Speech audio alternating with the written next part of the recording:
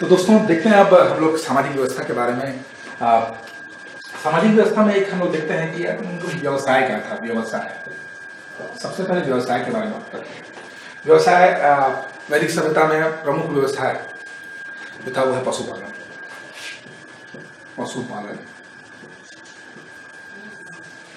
पशुपालन में सबसे महत्वपूर्ण पशु नहीं कहते थे वो, माता गाय। गाय सबसे ज्यादा महत्वपूर्ण थी। अगर वैदिक सभ्यता के बारे में अगर सनातन धर्म से चलता आ रहा है, अभी भी गाय हमारे लिए इतनी महत्वपूर्ण है।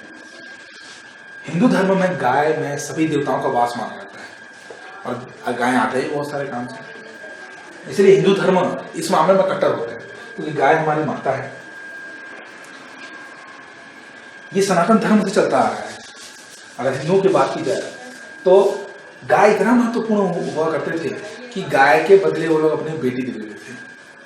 मैं आपको बताऊंगा अभी विवाह के बारे में डिटेल से बताऊंगा, उसके बारे में कहते गाय इतना महत्वपूर्ण होते थे कि जिसके पास जितनी ज्यादा गाय हुआ करती थी वो उतना ज्यादा अमीर, उतना ज्यादा पवित्र माना जाता था। बोला जाता था कि जिसके पास जितनी ज्यादा गाय है उतने ज्यादा देवताओं का वास है उसके घर में, उतनी ज्यादा पवित्रता है उसके घर में, उसके आदर करते थे लोग। तो गाय अगर देखा जाए तो व्यवसाय की दृष्टि से भी, वैदिक दृष्टि से और आध्यात्म की दृष्टि से भी देखा जाए तो बहुत ही ज्यादा महत्वपूर्ण है गाय। पशुपालन, अब देखते हैं और एक व्यवसाय। अब देखिए अगर कृषि नहीं करेंगे तो खाएंगे, तो कृषि तो होती ही थी, लेकिन सबसे ज्यादा जो इस पे जो है बहुत सारे क्वेश्चन आ चुके हैं और ये फंसाता है हमेशा ये दोनों क्वेश्चन। कैसे कि प्रमुख व्यवसाय क्या था, एक ऑप्शन दिया जाएगा पशुपालन, एक दूसरा कृषि भी दिया जाएगा, दोनों ही है इसके व्यवसाय। लेकिन तो बहुत सारे जो लोग होते हैं वो कृषि पे लेते हैं क्योंकि कृषि तो प्रमुख व्यवसाय आज भी है और उस समय भी थी। लेकिन उस समय पशुपालन में गाय जो है वो सबसे महत्वपूर्ण होती, तो हमेशा पशुपालन पर ही टिक लगाया कीजिए आप। पशुपालन पे ज्यादा ध्यान देते हैं वो लोग, उसके बाद कृषि पे ध्यान देते थे। व्यवसाय की बात देखते हैं कि हम लोग उसके सामाजिक व्यवस्था, समाज के बारे में बात करते हैं। तो जैसे कि मैंने आपको ऋग्वेद में बताया था, ऋग्वेद के 10वें मंडल की जब मैंने बात की थी तो 10वें मंडल का नाम मैंने आपको बताया था पुरुष सूक्त। पुरुष सूक्त में समाज को 4 वर्णों में डिवाइड किया गया, ब्राह्मण, क्षत्रिय, वैश्य, शूद्र। ये मैंने आपको पहले भी बता चुका है, ठीक है। तो ये भी इम्पोर्टेंट है। उसके अतिरिक्त देखा जाए समाज में जो छोटे छोटे वर्ग थे उनमें कैसे डिवीजन हुआ करता था। उत्तर वैदिक काल की बात मैं मुख्यतः कर रहा हूँ। तो उसमें समाज जो है 4 भागों में विभाजित था। ये वर्ण तो थे ही, ये वर्ण जो है ऋग्वेद काल के हैं, ऋग्वेदिक काल में जाएगा। उत्तर वैदिक काल की बात करूँ तो समाज जो है इसमें भी 4 भाग थे। सबसे पहले जो था वह कुल, उसके बाद आता था ग्राम, उसके बाद आता था विश्व, उसके बाद आता था जन। सबसे बड़ी जो इकाई जो जन थी और सबसे छोटी इकाई जो है कुल थी। मतलब कुल जैसे आज भी हम जाना अपने परिवार को कुल बोलते हैं, परिवार भी बोलते हैं इसको। तो परिवार जो है वो सबसे छोटी इकाई थी। परिवार का मुखिया कुलपति, परिवार के जो मुखिया उसको कुलपति बोला जाता था। कुल से या परिवारों से ग्राम बनता था। अभी वही तो ग्रामीण शब्द आज भी चल रही है, बहुत सारे परिवार रहते हैं गाँव में, ऐसा ही है। तो ग्राम के जो प्रमुख को ग्रामीण ही बोला जाता था। ग्रामीण है वो ग्रामीण। विश्व बहुत सारे गाँव को मिला के जैसे तहसील वैसे बोलते हैं ना, जैसे हम लोग को विश्व बनते थे। तहसील छोटा होता था, छोटे छोटे आकार के बहुत सारे गाँव का आपस मिला के विश्व का विश्वपति एक नियुक्त किया जाता था, विश्वपति। और जन से आपको पता है राजन बोलते थे, राजन संस्कृति में बात है। तो कुल मिला के आपको बता दूं कि समाज 4 वर्णों में व्यक्त थे। अगर मैं उत्तर वैदिक काल की बात करूं तो उत्तर वैदिक काल में कुल, ग्राम, विश्व और जन। अच्छे से याद रखिए इसको। उसमें देखते हैं कुछ शासन व्यवस्था के लिए। शासन व्यवस्था की बात करूं, अगर मैं शासन व्यवस्था की बात करूं तो राजन श्रेष्ठ होता था। राजा के बहुत सारे मंत्रीगण हुआ करते थे और मंत्रीगण के लिए बात करूं, उनके एक सभा बैठती थी और एक समिति, मतलब एक मंत्री परिषद थी। मंत्री परिषद की अगर बात करूं तो एक सभा और दूसरी थी समिति। सभा और समिति। सभा और समिति, ये दोनों जो है ये मुख्य रूप से शासन व्यवस्था को संभालते थे और अलग अलग जगह जाकर न्याय करते थे। वहां से जो है आय वसूल किया करते थे, कर वसूल किया करते थे। करों की राशि देखा गया तो वहाँ कर का जो राशि था वो 1/6 था, मतलब आप जितना भी कमाएंगे उसका 1/6 भाग आप राजन को दिया करते थे। ठीक है, तो इस प्रकार से जो है कर की राशि 1/6 जो है निर्धारित की गई थी। सभा समिति प्रमुख जो है मंत्रिपरिषद थे। इतने महत्वपूर्ण थे ये सभा समिति कि उनको अथर्ववेद में बोला गया है कि प्रजापति ब्रह्मा की 2 पुत्री बोला गया है, पहला ये और दूसरा ये। ब्रह्मा की 2 पुत्री सभा और समिति, ये उपमा दी गई है इन लोगों को क्योंकि इतने इंपॉर्टेंट थे। ब्रह्मा जिसको प्रजापति ब्रह्मा जो है ब्रह्मा को माना जाता था और उनकी पूर्व पुत्रियां मानी जाती थी। क्योंकि ये है पूरी सामाजिक व्यवस्था, अब समाज कैसे विभक्त था।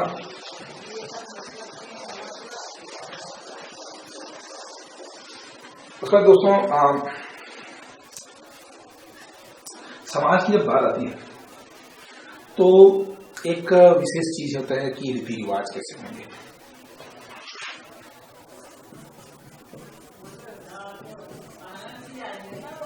अगर आज से कंपेयर करें, ये शादी की जो व्यवस्था की गई है हिंदू धर्म में, अलग अलग धर्म में अलग अलग प्रकार की शादी होती थी। हम लोग के हिंदू धर्म की अगर बात की जाऊँ तो शादी बहुत ही महत्वपूर्ण पर्व होता है और बहुत दिनों तक चलता है।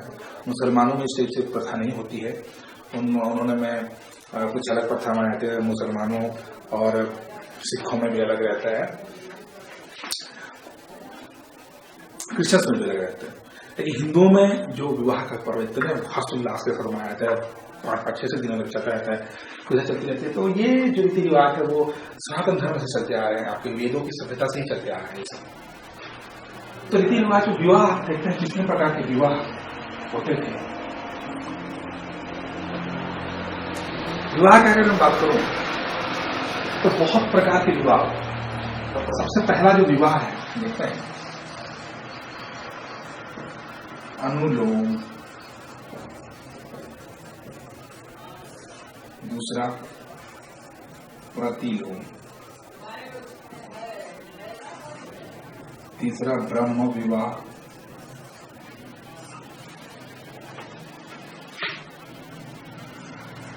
चौथा जो होता है गंधर्व विवाह, पांचवा देव विवाह, आर्ष विवाह, राक्षस विवाह,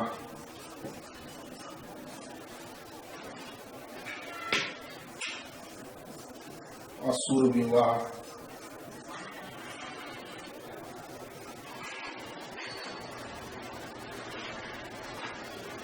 इतने प्रकार के जो है विवाह है। और उसमें एक प्रजापत्य विवाह भी है।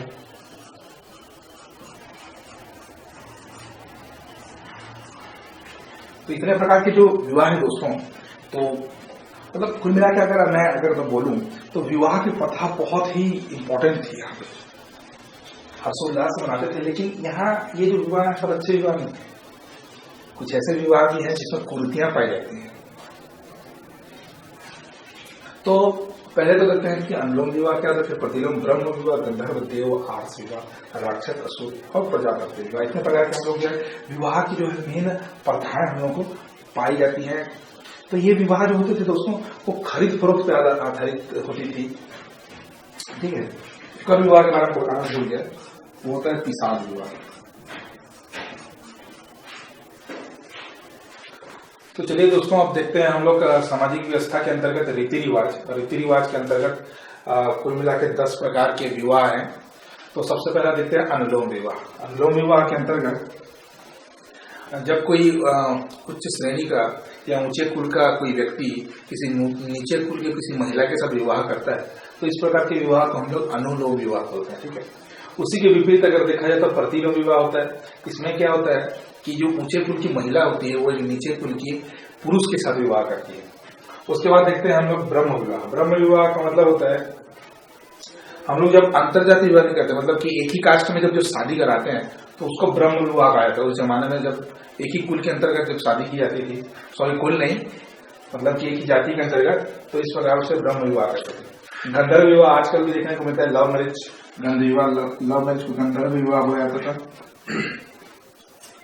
देव विवाह, दोस्तों उस जमाने में ऐसा था कि जो पंडित जो यज्ञ पूजा पाठ किया करते थे तो वो श्रेष्ठ माने जाते थे, उनको पवित्र माना जाता था।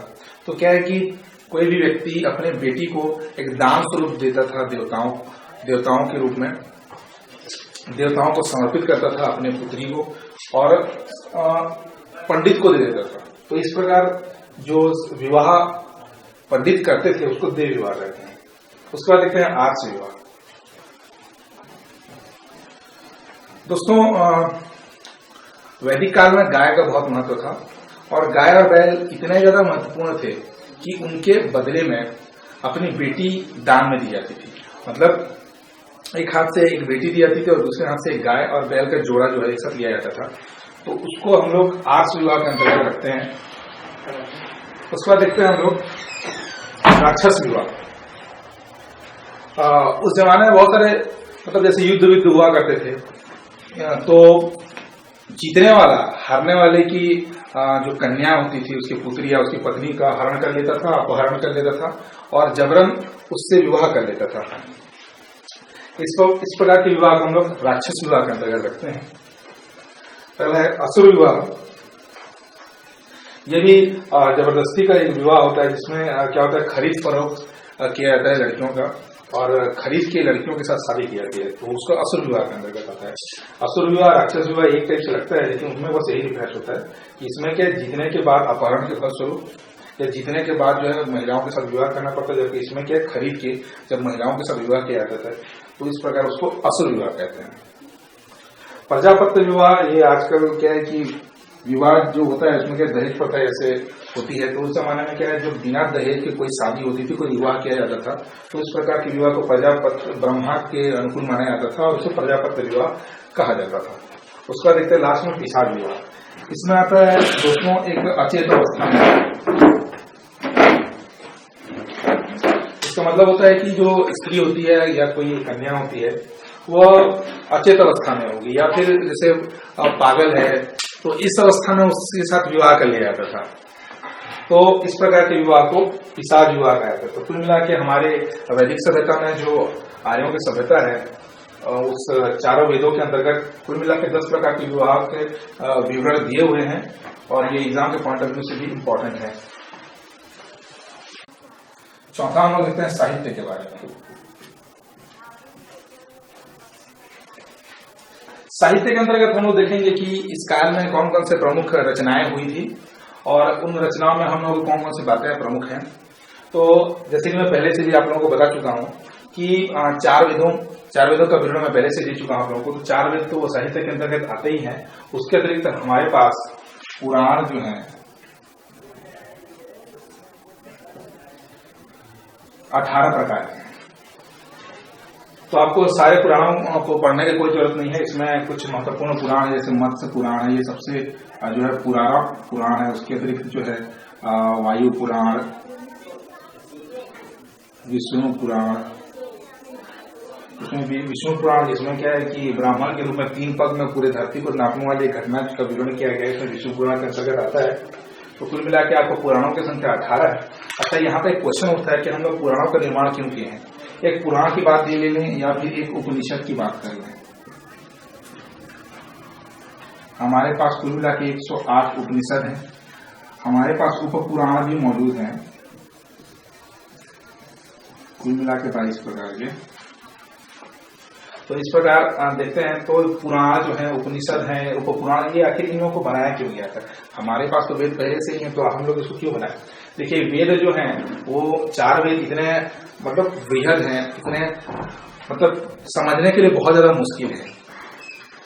उनको समझने के लिए हम लोगों को विशेष ज्ञान की आवश्यकता होती है। हर किसी के बस की बात नहीं है वेदों को समझ पाना। इसीलिए क्या है कि आम जनता को यह समझाने के लिए, बहुत ही सरल भाषा में आम जनता को समझाने के लिए हम लोगों ने जो है, मतलब हम लोगों ने नहीं बल्कि कुछ ऋषि मुनियों ने अपने अपने तरीके से पुराणों का, उपनिषद और उप पुराणों का निर्माण किया है। इसमें जो उपनिषद की बात की जाए वह दर्शन पे आधारित है, वो दर्शन पे आधारित है। इसका कहने का मतलब होता है कि है तो वो सभी वेदों पे आधारित, लेकिन वेद जो है बहुत ही कॉम्प्लेक्स तरीके से दिए रहते हैं, तो उसको क्या सरल तरीके से बताने के लिए पुराण है, सरल तरीके से बताने के लिए उपनिषद और उप पुराण बनाए गए हैं। आपको उपनिषद की बात की जाए तो आपको सारे उपनिषद को पढ़ने की जरूरत नहीं है। मैं आपको सिर्फ 2 उपनिषद के बारे में बताता हूँ जिससे प्राय एग्जाम में क्वेश्चंस पूछे जाते हैं। तो सबसे पहला आपका जो है मुंडक उपनिषद है।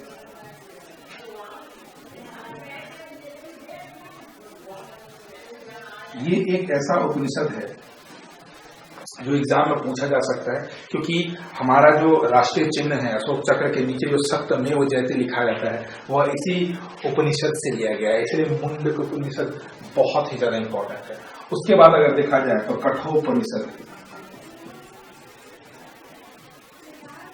कठोपनिषद की अगर बात की जाए तो ये भी इंपॉर्टेंट इसलिए है क्योंकि इसमें जो है नचिकेता जो एक बालक था, बहुत ही एक युवा बालक था जिसने यम से शिक्षा ग्रहण की थी। तो यम और उस नचिकेता बालक के बीच के जितने भी सारी बातें हैं उन सभी बातों का वर्णन हम लोग कठोपनिषद से करते हैं और वही वेदों पे आधारित है, बल्कि सरल तरीके से यम और नचिकेता के बीच की बातें इसमें बताई गई है।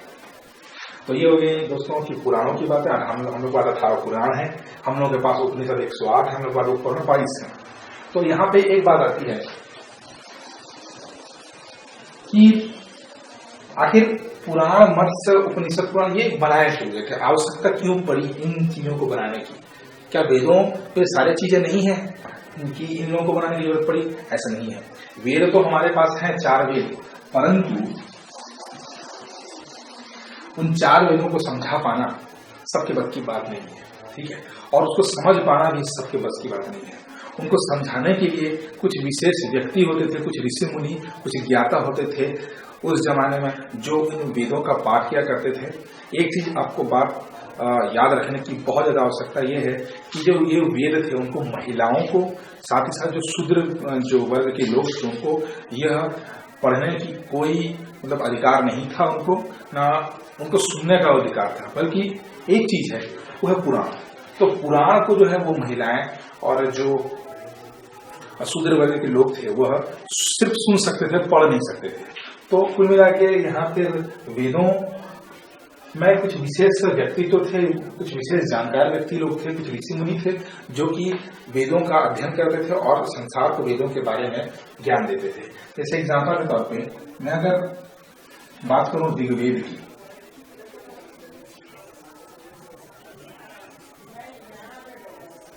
अगर मैं ऋग्वेद की बात करूं तो ऋग्वेद को पढ़ाने वाले को होतृ कहा जाता है। जो ऋग्वेद का ज्ञान हम लोग को देते हैं जो ऋषि मुनि, उनको हम लोग होतृ कहते हैं। पुराणों में भी उनके बारे में लिखा है होतृ। उसके बाद देखते हैं यजुर्वेद। यजुर्वेद का ज्ञान देने वाले को अर्धवर्यु बोलते हैं।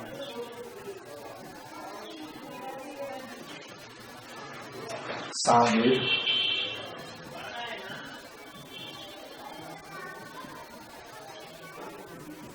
उद्गात्रु,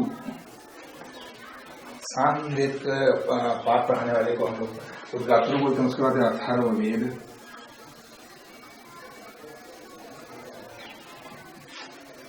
उसका ज्ञान देने वालों को ब्रह्मा बोलते हैं।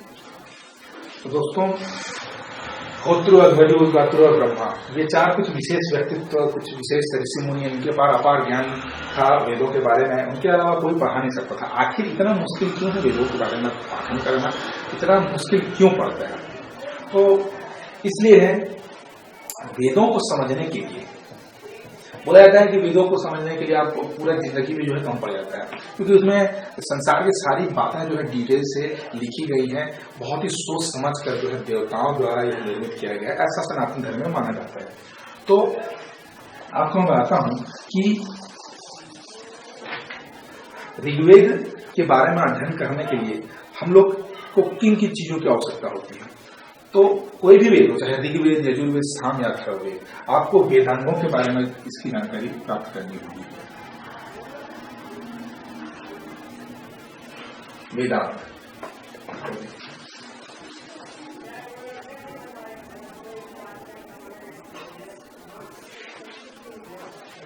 वेदांगों के द्वारा आप जो है वेदों के बारे में जो है डीजे से जान सकते हैं। अब यहाँ क्वेश्चन होता है कि वेदांग होते क्या हैं। किसी भी वेद के रूपरेखा को समझने के लिए उसके बेसिक जानने की जरूरत है, तो ये वेदांग ही उसका बेसिक है। आपको एग्जाम्पल के तौर पे किसी भी चीजों को जानने के लिए ट्रेनिंग करने की जरूरत नहीं पड़ती है, तो वो ट्रेनिंग करने का काम है, तो ये ट्रेनिंग है। वेदांत पढ़ना पड़ेगा आपको अगर आपको वेदों के बारे में जानना है। तो हम लोगों के पास कुल मिला के 6 वेदांग हैं। तो सबसे पहले हम लोग देखते हैं कि वेदांग क्या है और उसके बारे में मैं आपको डिटेल से बता देता हूँ। तो वेदांग में सबसे पहले शिक्षा। अब दोस्तों, आप अगर वेदांग के बारे में जानना चाहते हैं तो आपको शिक्षित होना बहुत जरूरी है। इसका मतलब तो ये है कि आपको उच्चारण आना आवश्यक है। आप अगर शब्दों के उच्चारण करना नहीं जानेंगे तो आप वेदांत को नहीं जान सकते। तो वेदों के अध्ययन के सबसे महत्वपूर्ण पहला चीज है वो शिक्षा, शिक्षित होना आवश्यक है। दूसरा चीज जो होता है वो होता है ज्योतिष।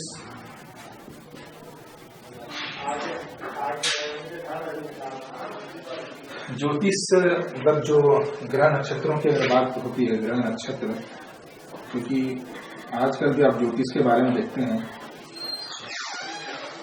तो ग्रह नक्षत्र के माध्यम से जो आप देख सकते हैं कि अगर आपको वेद जानना है तो आपको ज्योतिष के बारे में भी जानकारी प्राप्त करना आवश्यक है। उसके बाद देखते हैं व्याकरण।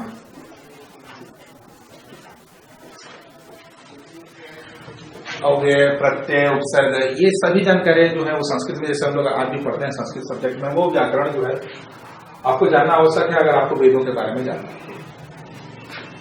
तो इसमें अव्यय, प्रत्यय, ये सारी चीजें इसमें सम्मिलित है। अगली बात देखते हैं निरुक्त। निरुक्त इसका अर्थ होता है शब्दार्थ। निरुक्त शब्दार्थ को बोलते हैं। मतलब वेदों के अंतर्गत जो शब्द हैं उन शब्दों के अर्थों को जानना आपका आवश्यक है। अगर आप अर्थ ही नहीं जान रहे हैं तो वेदों को कैसे समझ पाएंगे। तो इसीलिए आपको निरुक्त की जानकारी होनी भी आवश्यक है। उसके बाद देखते हैं कल्प। कल्प में हम लोगों को यज्ञ या फिर अलग अलग सूक्तियां जो है उनके बारे में जानकारी मिलती है कि किस यज्ञ में किस तरह की सूक्तियों का प्रयोग किया जाता है, कैसे उनकी पूजा अर्चना की जाती है। तो यहाँ पे पूजा अर्चना के बारे में जो है कल्प में बताया गया है।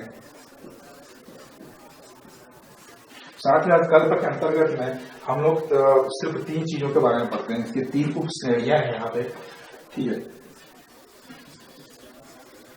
स्रोत सूत्र,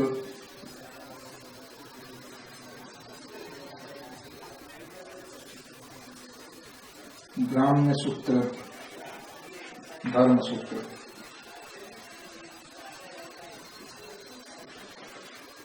कल्प के अंतर्गत 3 उप श्रेणियां बताई गई हैं, स्रोत सूत्र, ग्राम्य सूत्र, धर्म सूत्र। स्रोत सूत्र जिसका मतलब होता है, एक है ग्राम्य सूत्र, एक है धर्म सूत्र। यहाँ पे एक चीज आपको जानना पड़ेगा, स्रोत सूत्र में आपको यज्ञों के बारे में आपको जानना आवश्यक है, यज्ञ कैसे किया जाता है, सब स्रोत सूत्र में, ठीक है। ग्राम्य सूत्र जिसमें आपको 16 संस्कार के बारे में बताया जाएगा। ये बहुत ही महत्वपूर्ण है। यहाँ पे क्वेश्चन पूछा जा सकता है कि 16 संस्कारों का वर्णन जो है किस वेदांत के अंतर्गत किया गया। तो ये कल्प सूत्र के अंतर्गत में 16 संस्कार, उसके अंदर में ग्राम्य सूत्र के अंतर्गत में इसका वर्णन किया गया है। उसके बाद देखते हैं धर्म सूत्र। धर्म सूत्र विशेषकर जो है वो जाति प्रथा पर निर्भर है। धर्म सूत्र के बारे में अगर बात की जाए तो धर्म सूत्र जो है वो कल्प सूत्र के अंदर है, उपसूत्र है, ठीक है। तो उसमें जाति प्रथा का वर्णन किया गया है। मतलब कि अगर उत्तर वैदिक काल की बात की जाए तो सबसे ज्यादा अगर छुआछूत का कहीं वर्णन किया गया है तो वह धर्म सूत्र के अंतर्गत किया गया है। ये उत्तर वैदिक काल की घटना है। तो कल्प सूत्र के बाद अब छठवां देखते हैं हम लोग, छंद। ये सबसे अंतिम वेदांग है। तो छंद इसका मतलब होता है गाने की कला। आपको अगर क्या है कि वेदांग में अगर ऋग्वेद की बात की जाए, सामवेद की बात, ये जो है म्यूजिक पर डिपेंड करता है, मतलब संगीत पर डिपेंड करते हैं। तो उसके लिए आपको छंद के बारे में जानकारी होना अत्यंत आवश्यक है। तो ये भी एक वेदांग माना जा सकता है, छंद। तो कुल मिला के अगर वेदांगों की बात की जाए जो कि वेदों के ज्ञान के लिए बहुत आवश्यक है, शिक्षा, ज्योतिष, व्याकरण, निरुक्त, कल्प और एक छंद। अब देखते हैं वेदांगों की बात।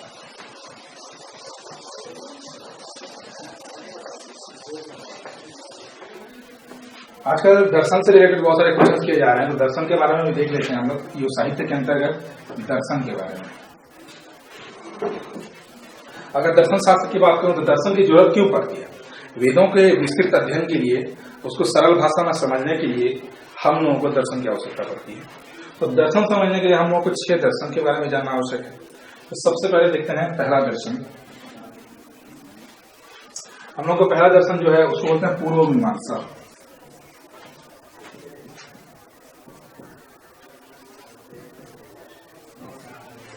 दूसरा है उत्तर मीमांसा।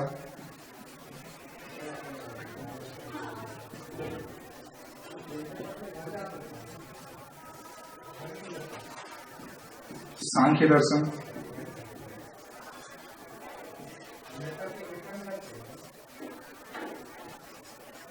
न्याय दर्शन। वैशेषिक दर्शन।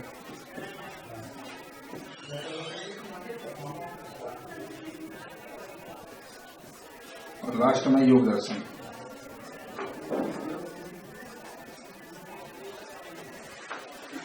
तो कुल मिलाकर आपको 6 प्रकार के दर्शन की भी आवश्यकता पड़ेगी।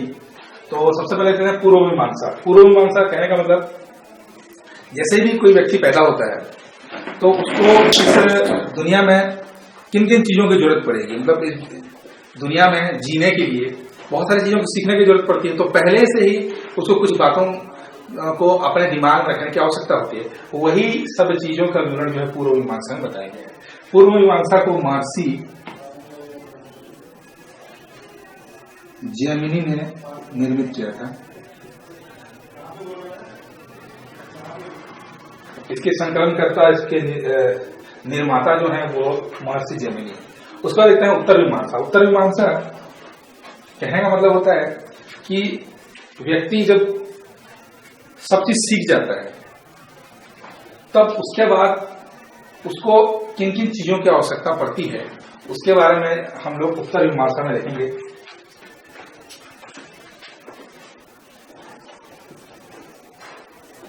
बादरायण, इसके संकलनकर्ता निर्माण बादरायण, महर्षि बादरायण ने किया हुआ इसका। उसका देखते हैं सांख्य दर्शन। कपिल मुनि द्वारा कृत सांख्य दर्शन। इसमें मुख्यतः सांसारिक गतिविधियों के बारे में डिटेल से बताया गया है। कहने का ये मतलब है कि संसार में जो सांसारिक तत्व होते हैं उन सांसारिक तत्वों के पीछे क्या कारण है, इन सब कारणों के बारे में उल्लेख अगर आपको जानना है तो सांख्य दर्शन, सांख्यिकी के माध्यम से बताया गया है कपिल मुनि ने। और उसी पे आधारित जो है ये जो है वैशेषिक दर्शन भी सांख्यों पे ही आधारित है। और महर्षि कणाद ने वैशेषिक दर्शन का निर्माण किया है। आपको एक चीज बता दूं, महर्षि कणाद के आधार पर ही पदार्थ के सबसे छोटे जो कण होते हैं उसको कण की संज्ञा दी गई थी। महर्षि कणाद को ही इसका उत्तरदायित्व दिया जाता है कि कणों की सबसे पहले अगर किसी ने खोज की थी वो वैदिक सभ्यता में ही महर्षि कणाद ने की थी। और उन्हीं के नाम के आधार पे पदार्थ का नाम हम लोग को कण पड़ा। अगला देखते हैं न्याय दर्शन। महर्षि गौतम द्वारा कृत न्याय दर्शन अपने स्थान में बहुत ज्यादा महत्वपूर्ण है, क्योंकि इसमें व्यक्ति के कर्मों के बारे में डिटेल से बताया गया है। मतलब अगर कोई व्यक्ति कोई पाप करता है तो उसको किस प्रकार उसका फल भुगतना पड़ता है, इन सब चीजों के बारे में हम लोग न्याय दर्शन के बारे में न्याय दर्शन से पढ़ते हैं। उसके बाद देखते हैं योग दर्शन। बाबा रामदेव के जो गुरु हैं पतंजलि द्वारा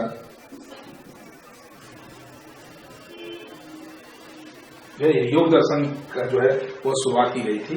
आज बाबा रामदेव जी जो योग को इतने स्तर तक फैला चुके हैं वह पतंजलि द्वारा ही दिया गया है। उन्होंने ही योग दर्शन की शुरुआत की थी।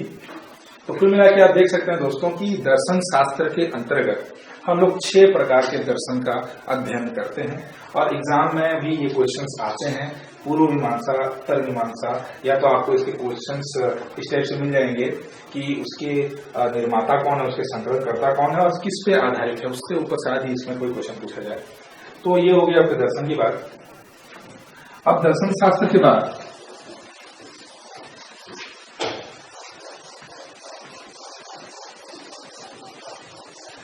लास्ट में साहित्य के अंतर्गत देखते हैं कुछ विशेष कृतियां और उस कृतियों के बारे में कुछ खास बातें। एग्जाम्पल के तौर पे सबसे पहली जो कृति है वो मनुस्मृति के बारे में देख लेते हैं। ये सबसे पहली स्मृति है जिसको मनु ने खुद निर्मित किया था। उसकी स्मृति पे आधारित जो है वैदिक काल के बारे में विशेष जानकारी प्रदान करता है हम लोगों को मनुस्मृति। दूसरा है मैत्रेयी संहिता।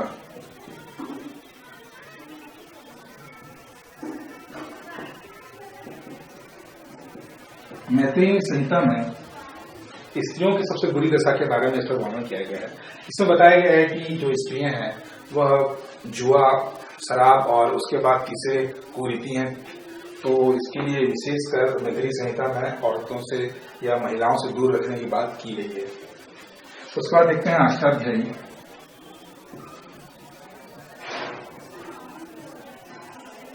अष्टाध्यायी इसके रचनाकार जो हैं वो महर्षि पाणिनि हैं। ये सबसे पहला संस्कृत का व्याकरण है जिसको महर्षि पाणिनि ने निर्माण किया था। अष्टाध्यायी जो एक संस्कृत व्याकरण है, तो संस्कृत के जितने भी जो है आज हम लोग चीजें पढ़ रहे हैं सब अष्टाध्यायी से लिए हुए हैं, क्योंकि सबसे पहले व्याकरण की कोई बात अगर की थी तो वो महर्षि पाणिनि ने की थी और उनकी रचनाओं पे से ही हम लोग आज का जो संस्कृत पढ़ते हैं उससे इन्हीं पे आधारित है। उसके बाद देखते हैं अष्टाध्यायी और शतपथ ब्राह्मण।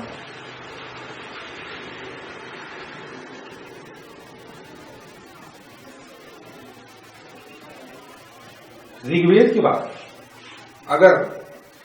अगर मैं पूछूं कि कौन सा ऐसा ग्रंथ है जिसमें वैदिक काल के बारे में सबसे ज्यादा जानकारी मिलती है, तो उसका आंसर है शतपथ ब्राह्मण। शतपथ ब्राह्मण एक ऐसा ग्रंथ है जिसमें ऋग्वेद काल के या फिर उत्तर वैदिक काल के जानकारी के बारे में बहुत ही विस्तार पूर्वक वर्णन किया गया है। दोस्तों इसके बाद हम लोग ये साहित्य के बारे में एक बार अपन कुछ विशेष जो है देखते हैं जो कुछ छूट गए हैं हम लोगों से। कुछ अन्य बातें बताऊंगे तो सबसे पहले मैं आपको यज्ञ के बारे में बता देता हूँ। उस काल में अगर अध्यात्म की बात किया है तो यज्ञों का बहुत महत्वपूर्ण योगदान था। तो कुल मिला के मैं 4 प्रकार के यज्ञ आपको बताता हूँ कि कौन कौन से यज्ञ और किस लिए किए जाते थे। सबसे पहला जो यज्ञ है वो है राजसूय यज्ञ। तो राजसूय यज्ञ जो है वह जब किसी नए राजा को जो है सिंहासन पर बिठाया जाता था तो इस प्रकार के यज्ञ का आयोजन किया जाता था जो बहुत ही भव्य था और इसमें बहुत मतलब शासन का जो प्रमुख यज्ञ जो है इसी में माना जाता है, क्योंकि इसमें राज्य अभिषेक होता था किसी भी नए राजा का। दूसरा यज्ञ अपन देखते हैं अश्वमेध यज्ञ। अश्वमेध यज्ञ ये शौर्य को दिखाता है, राजाओं के शौर्य की गाथा बताता है। इसमें क्या है कि कोई भी राजा जो है वह किसी भी राजा के लिए आसान नहीं था कि अश्वमेध यज्ञ का आयोजन करे। जिसके पास बहुत ज्यादा संपत्ति होती थी, जिसकी ताकत बहुत ज्यादा रहती थी, वही अश्वमेध यज्ञ का आयोजन कर पाता था। तो इसी दृष्टिकोण से देखा जाए तो अश्वमेध यज्ञ जो है वह शौर्य और वीरता का प्रतीक है और साथ ही साथ यह राजा और महाराजाओं की संपन्नता को भी दिखाता है। तीसरा देखते हैं वाजपेयी यज्ञ।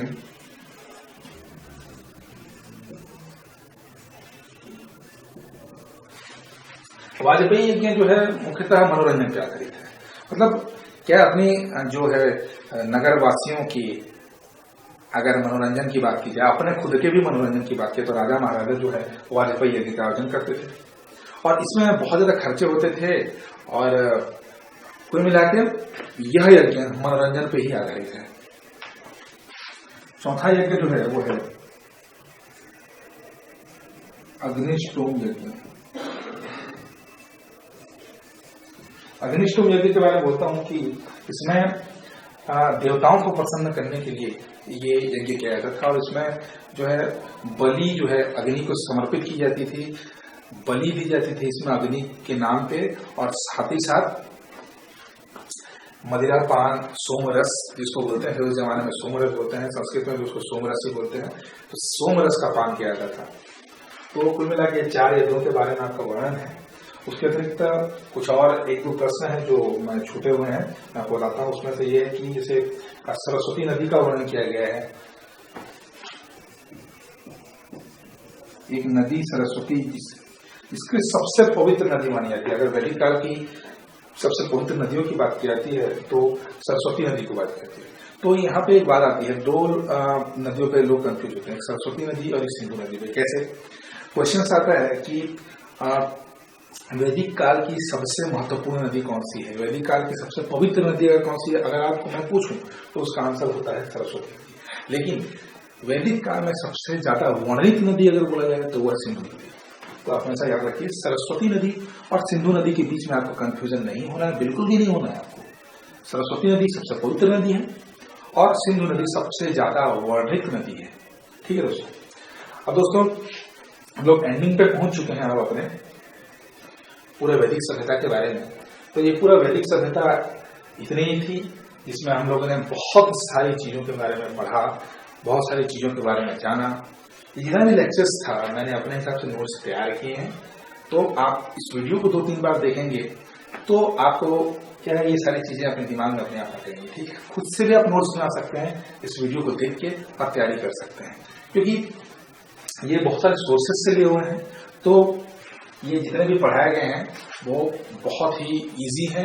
अगर आप पढ़ना चाहें तो पढ़िए, आप वीडियो देखिए आप। तो वैदिक सभ्यता में हमने पढ़ा कि क्या है वैदिक सभ्यता, कहाँ से आए हुए थे, उसके बाद रहन सहन के बारे में देखा, सामाजिक स्थिति के बारे में हम लोगों ने देखा, उसके बाद हमने साहित्य के बारे में देखा, कुछ विशेष जानकारी भी ली कि कौन कौन सी नदी को क्या बोलते थे, वेदों के बारे में पढ़ा, साहित्य के बारे में पढ़ा। तो ये सारी चीजें जो है वैदिक सभ्यता के अंतर्गत थी। और वैदिक सभ्यता में अगर कुछ छूट गया होगा पढ़ाना तो आप मुझे कमेंट के माध्यम से बता सकते हैं। आप कमेंट लिख के मुझे क्वेश्चन पूछ सकते हैं। तो यहाँ तक था वैदिक सभ्यता। आगे के वीडियो के अगर आप देखना चाहें तब सब्सक्राइब जरूर करें। आप सब्सक्राइब नहीं करते हैं, ठीक है, तो आप आने वाले वीडियो के बारे में आपको जानकारी नहीं मिलेगी। तो प्लीज सब्सक्राइब करें, कमेंट करें, अगर कोई डाउट है तो बिल्कुल कमेंट करें, लाइक करें, और अगर कोई कमी है इस वीडियो में तो उस पर भी कमेंट करें। आपका स्वागत करते हैं। धन्यवाद।